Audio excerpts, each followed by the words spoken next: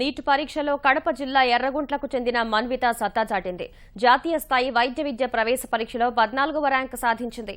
ఎర్రగుంట్ల ఆర్టీపీపీలో ఇంజనీర్గా పనిచేస్తున్న రవణీశ్వర్ రెడ్డి కుమార్తె మన్విత 10వ తరగతి ప్రొద్దుటూరులో చదువుకుంది. ఇంటర్మీడియట్ విజయవాడలో చదువుకుని ఏపీ ఎంసెట్లో 13వ ర్యాంకు, తెలంగాణ ఎంసెట్లో 5వ ర్యాంకు కైవసం చేసుకుంది.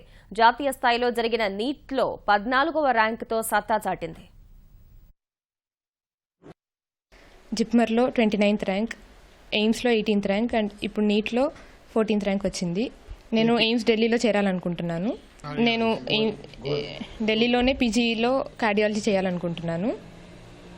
తర్వాత సొసైటీకి యూజ్ అవ్వాలనుకుంటున్నాను. మా పాప చదువు అనేది చాలా ఇష్టంతో చదివింది కాబట్టి కష్టం అనేది లేదు.